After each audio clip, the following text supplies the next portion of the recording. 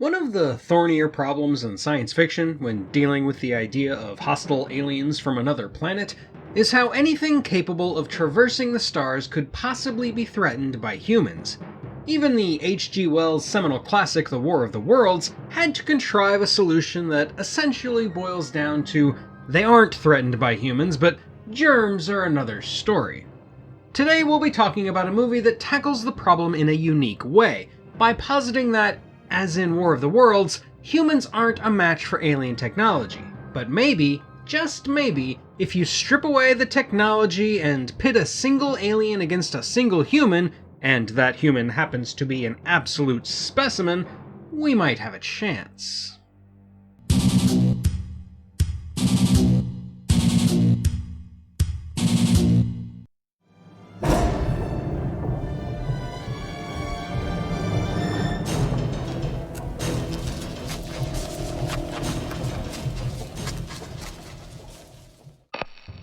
A covert Special Forces rescue team has gone to a hostile Central American jungle only to discover that something lies in wait there that is far deadlier than anything they have ever faced before. As the men get picked off one by an enemy that seems to blend into the trees, can mimic human voices, and has technology far beyond their understanding, they begin to realize that they might never make it out of the kill zone alive.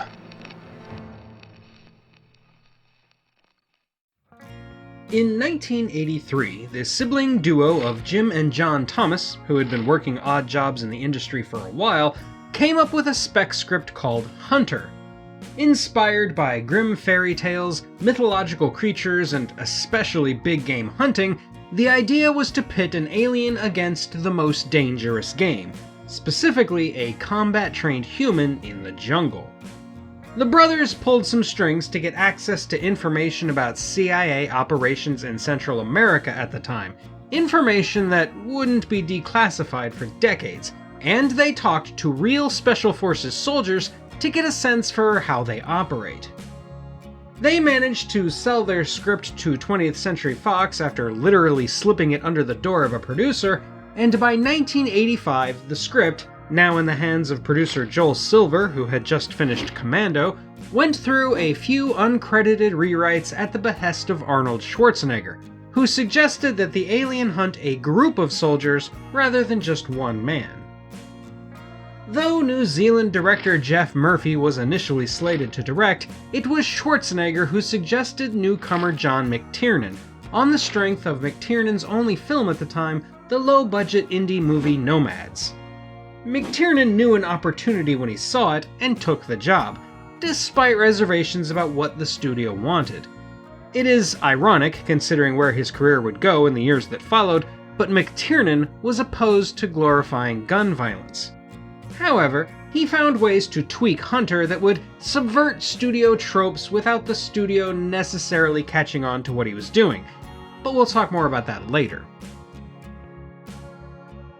Pre-production ramped up in early 1986 on an operating budget of between $15 and $18 million, with location scouting already underway in nearby Mexico.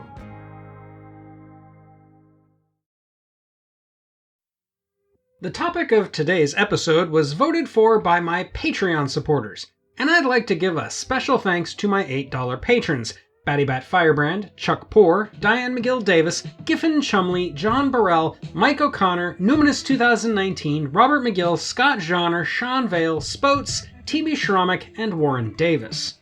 Thank you to my other patrons as well, along with my wonderful channel members. All of you really do make this all possible. If you'd like to vote on future topics, get other special perks, and help me continue to make these videos, please consider joining my Patreon, or becoming a member.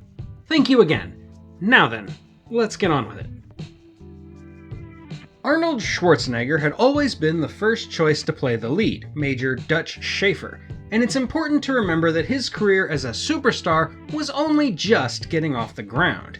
He'd been a massively successful bodybuilder as both Mr. Universe and Mr. Olympia, had been in film and television since 1970, and had had a few breakout big-budget roles as Conan the Barbarian and the Terminator. I'll be back. but the full strength of his star power had yet to become fully apparent. It would be Predator that would fully cement his legacy as an action heavyweight.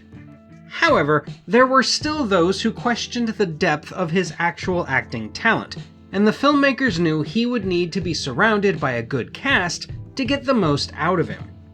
As such, to play the CIA man Dylan, who was originally written to be a straight-up villain, they cast veteran talent and former pro footballer Carl Weathers, most well known for playing Apollo Creed in the Rocky films. Weathers showed great chemistry with Schwarzenegger, so his character was softened to be more sympathetic, and on screen, you can really see how the relationship between the two actors manages to improve their performances. McTiernan was also an actor's director who had a Juilliard background of his own, so despite becoming known for action, he considered acting far more important. For the rest of the Special Forces team, McTiernan and the producers wanted larger-than-life physical specimens, preferably with experience either in jungle warfare or in playing soldiers. The two real-life Vietnam veterans they cast were Navy SEAL Jesse Ventura, who plays Blaine, and Richard Chavez, who plays Pancho. Bill Duke, who had appeared with Schwarzenegger in Commando, was brought in to play Mac. Meanwhile, the Seminole-blooded Sonny Landham plays Billy, the tracker who is none too subtly based off of the old trope of the Indian guide used in a lot of classic westerns. Landham, who had previously appeared in The Warriors and 48 Hours, had to be shadowed by a bodyguard for insurance purposes, not to protect him from other people, but to protect other people from him. Sergeant Hawkins is played by Shane Black, hired because McTiernan wanted an experienced writer on set who could improvise a few lines and do a few minor uncredited rewrites on the fly. Black would later write and direct the worst of the property's spin-offs, 2018's abysmal The Predator. Character actor R.G. Armstrong plays General Phillips, and rounding out the cast is Elpidia Carrillo, who had earned critical acclaim for her role in Oliver Stone's Salvador. As for the titular monster of the film, who was written to be lithe and acrobatic, they hired a 25-year-old Jean-Claude Van Damme, a few short years before his breakout performance in Kickboxer. During filming, however, he complained about only being seen in the monster suit, which was incredibly uncomfortable in the Mexican heat, and it was abundantly clear that, at only 5'9" inches, it would take a lot of special effects to make him imposing enough to be a credible threat against the 6'2" Arnold Schwarzenegger. Problems with the suit, which I'll discuss in a minute, led to a ground-up reimagining of the creature, and Van Damme was released from the film, later replaced by the 7'2" Kevin Peter Hall, fresh off his work on Harry and the Hendersons, who briefly appears out of the monster suit at the end of the film. What the? Prior to filming, the actors who play the actual soldiers were given a month and a half of intensive strength training along with a full week in the Mexican jungle of military-style boot camp, where they were given a crash course in jungle warfare tactics and the behavior of a platoon of real Special Forces soldiers. During all of this, in a way that is truly fitting for some of the movie's underlying themes, the cast members, especially Jesse Ventura and Arnold Schwarzenegger, would become incredibly competitive about nearly everything, from who could lift the most weight, whose biceps were the thickest, who could smoke the most cigars, etc. Though nobody has come forward to say so, it's likely Schwarzenegger won most, if not all, of these competitions. Filming began on Hunter in mid-April of 1986 in the jungles outside of Puerto Vallarta, Mexico. This location, selected by an unnamed studio head for quote-unquote corrupt reasons, according to McTiernan, was not ideal. It was a dry season, and much of the lush greenery was a dull brown. In order to account for this, a lot of greenery was shoved in front of the cameras, and water was sprayed on everything just before they rolled. For the most part, and despite some revenge from Montezuma, filming went surprisingly well, with only a few minor injuries. One stuntman hurt his knee falling from a cliff, another had light facial burns from an explosion, and John McTiernan broke his wrist tumbling out of a tree. There was also a brief pause, during which Schwarzenegger left to get married.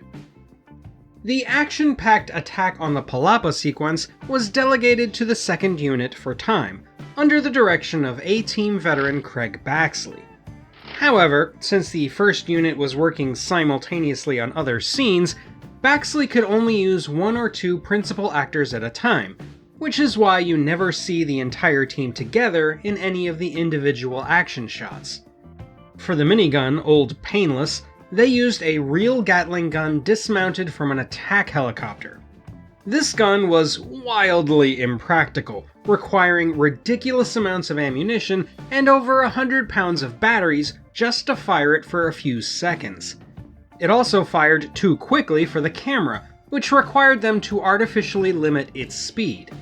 Even at this slower firing rate though, it still spun so fast that centripetal force kept it remarkably free from recoil or wobble. The heat vision also proved deeply problematic. For starters, heat vision doesn't really help much in a jungle where the air temperature is upwards of 110 degrees Fahrenheit, hotter than the 98.7 average of the human body. It was also a nightmare practically, because the special heat cameras were cooled by tanks and tethered closely to large trucks that were nearly impossible to transport into the deep jungle. As such, many of the shots were done with ridiculously complex jerry-rigs, with trucks held aloft by cranes and with a beam splitter in place to film the action both with heat vision and with regular cameras, so that the 2 shots could be combined in post to look like something other than an indeterminate mass of red and orange. Indeed, the practicality of filming in the thick of things in general was intensely challenging and expensive, so it is worth pointing out how well they managed to pull it off, using tracks, dollies, and again cranes, all on uneven surfaces while surrounded by nothing but trees and dense foliage. The other big challenge came when the actual monster suit was delivered to the set in the midst of filming. It looked, for lack of a better word, stupid, made even worse in motion with a head that bopped up and down on a long neck. It even looks terrible under the optical camouflage. This, combined with the money running out, forced the filming to come to a halt.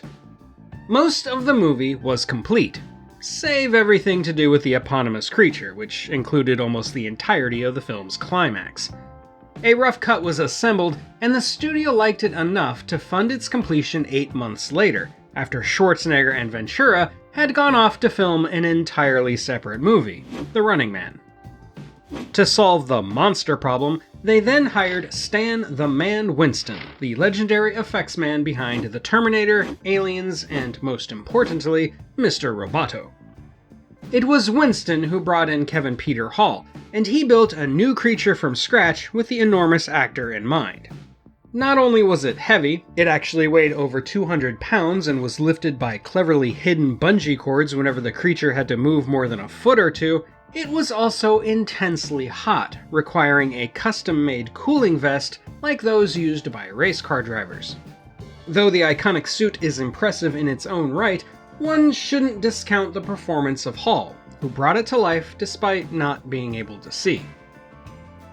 Filming for the missing parts of the movie was done in Palenque, which proved to be a far better location than Puerto Vallarta, along with a few small sequences done on sound stages in Los Angeles.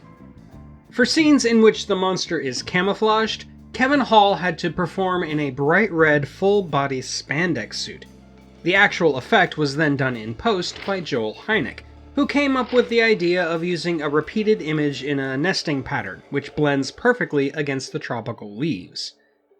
Oh, and for the record, the voice of the Predator was actually processed from the vocal work of none other than Optimus Prime, Peter Cullen, while the movie's incredible soundtrack was composed by Alan Silvestri.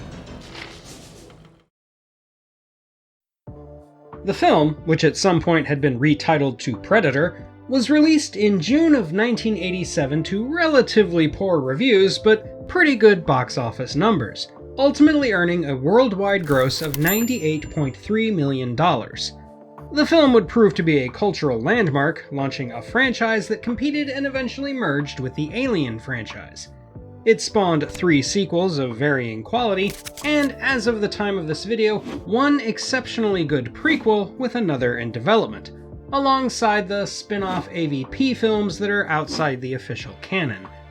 There have also been books, comics, video games, and more based on Predator, and as previously mentioned, it served as a significant stepping stone in Arnold Schwarzenegger's meteoric rise to fame. As for John McTiernan, Predator launched a reasonably successful career as well, in which he made classics like Die Hard and The Hunt for Red October. However, that career was officially cut short by, let's call them, legal troubles. I stand by my opinion, though, that it wasn't the year in federal prison that ended McTiernan's movie-making career. Rather, it was the fact that he made the Rollerball remake, a crime for which no prison sentence can atone. Now, for me, Predator has always been one of my favorite sci-fi / horror / action movies.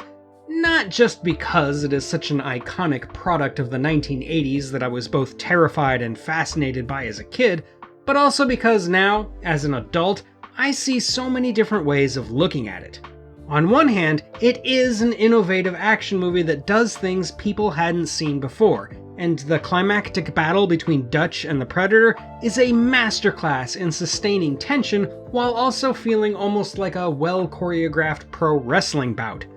The heavies are all at the top of their game too, especially Schwarzenegger, Ventura, and Stan Winston, and the visual and special effects still hold up reasonably well. As a piece of filmmaking, it's incredibly impressive. There's the difficult location shooting done in the thick of the Central American jungle with tons of explosives, squibs, and special firearms, all combined with enormous setbacks that would have scuttled a dozen other productions, along with an untested director who managed to get good performances out of actors who weren't necessarily hired for their acting abilities. It's a movie that never should have worked, and yet it did. Without taking too much away from the filmmakers, though, I think a lot of credit should also go to the script. Predator has a very simple premise that, on the surface, is a little derivative of a few well-established genre tropes like the literal manhunt in the jungle, the post-Vietnam War movie that can't seem to get away from feeling like Vietnam, the secret alien invasion, or the typical 80s slasher flick, only one in which the final girl is Mr. Universe. And what I think the script is mostly going for is a celebration of man's ability to improvise, adapt, and overcome, to borrow a military phrase, but McTiernan also infuses it with a heavy dose of social satire. Predator exists in this weird middle ground where it simultaneously glorifies the testosterone-fueled, guns-blazing, muscle-popping, building-exploding 80s action movie, while also serving as a biting commentary on it. From the very beginning, with the great arm-slapping meme scene, we can see the film highlighting the absurdity of extreme machismo, what we might call toxic masculinity these days. And in the film itself, we see that all the raw power that mankind has at its disposal is futile and impotent, that there will always and inevitably be something even more powerful. This is what McTiernan is subtly showing us with the forest destruction scene. He was giving the audience and the studio the over-the-top gun violence they wanted, while at the same time showing it to be utterly useless. This is both thematically satisfying and narratively dread-inducing. In the end, Dutch doesn't win with raw power. He is outmatched by the Predator in strength, size, and technology, but rather, he wins through a combination of guile, intelligence, and a fair amount of luck, an idea McTiernan would revisit with John McClane. The Predator itself, it turns out, is just a representation of the same blunt power that couldn't help the soldiers. When it has its technology matched or stripped away, its overconfidence is its downfall, and when it is defeated, all it wants to do is lash out in one last destructive impulse, leveling Mother Nature even more spectacularly than the men did. You could easily apply these themes to politics, environmentalism, or social dynamics, all of which are fruitful avenues, But for me, I think the movie's greatest thematic strength is in its moral simplicity. Dutch is very clearly shown to be a believer in the ethical use of power. He is skeptical and resentful of power used duplicitously, as it is by Dylan and his superiors in baiting the platoon to do their covert dirty work on false pretenses. And he only fights when he believes he is protecting others, which he says openly at the start when pointing out that he only does rescue missions, and then demonstrates near the end when he kicks the gun out of Anna's hands. The other characters all die unceremonious deaths at the hands of the Predator for being guilty to some degree of treating power too lightly or of just plain hubris. It's a brutal Darwinian type of morality, but given the movie's primal overtones, that makes a lot of sense to me. Mostly though, I just find Predator to be a great sci-fi action thriller, a sci-fi classic if you will, with some of the most quotable lines of the most quotable decade. Yeah! Stick around. You're bleeding, man. I ain't got time to bleed. Oh. Okay. You ain't afraid of no man.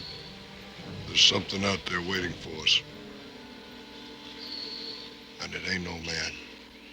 El que hace trofeos de los hombres means the demon who makes trophies of man. Get to the chopper! You one ugly mother...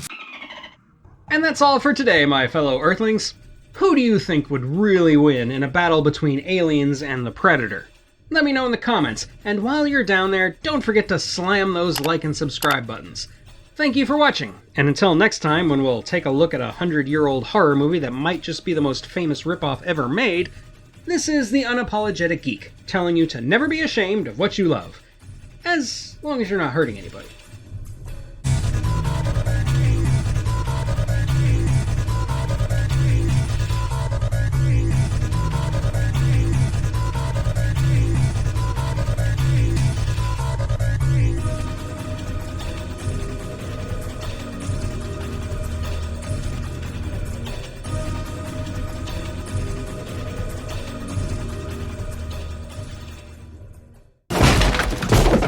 Knock, knock.